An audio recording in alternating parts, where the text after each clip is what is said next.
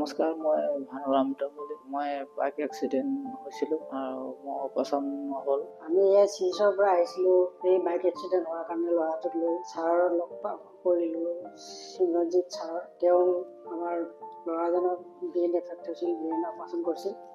Brain operation কৰাৰ পৰা এতিয়া সুস্থ হৈ পৰিল আৰু ইয়াত হস্পিটেলৰ নাৰ্ছ ডক্তৰ সকলোৱে ভাল চিকিৎসা লয়। তেওঁলোকৰ কাৰণে আজি এই ল'ৰাটো সুস্থ হৈ পৰিল। মৰাৰ পৰা বাচিলোঁ।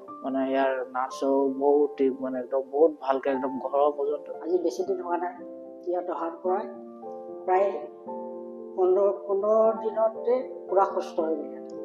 আহোঁতেতো পূৰা মৰা নিচিনাই আহিছিল, কোনো উশাহ নিশাহ ল'ব পৰা নাই আছিল। আমি ভাবিছিলোঁ যে মৰি যাব নেকি। ছাৰৰ লগ পাই এতিয়া বহুত সুস্থ হ'ল, ভালেই হৈছে। এনেকৈ ভাল পোৱাৰ কাৰণে আমি ধন্যবাদ জনাইছোঁ এইখন হস্পিটেলৰ কাৰণে আৰু ছাৰৰ কাৰণে। নমস্কাৰ।